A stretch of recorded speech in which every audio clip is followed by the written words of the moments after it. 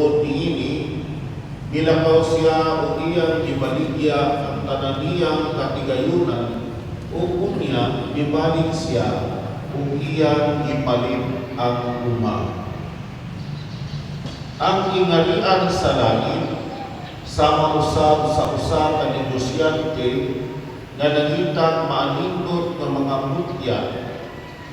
Sa diyang nakataplag siya usa ka mutya nga may talagsaong kaanindot, nilakaw siya o ibaligya ang tanan niyang katigayunan o kunya ipalit ang mutya. Ang ingarian sa langit sama usab sa usa ka baling nga gitaktak ngadto sa lanaw nga nakakuha sa tanang matang sa isda.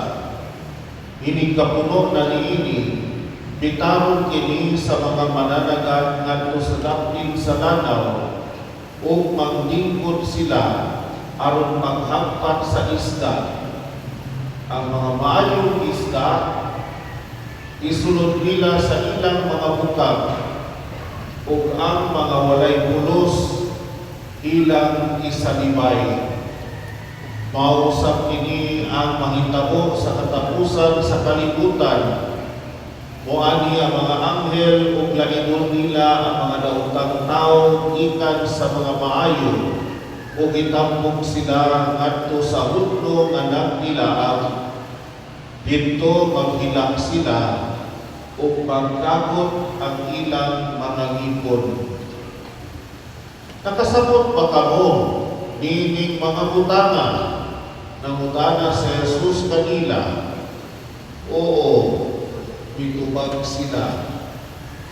Usa ingon siya sa ato pa ang tanang magtutudlo sa balaod na nahimong tinun-an sa ingarian sa langit sama sa usa ka tagbalay nga nagkuhang bako o karaang mga butang gikan sa iyang imbiganan.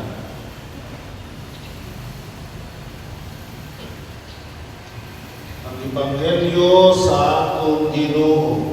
Kay ikaw, O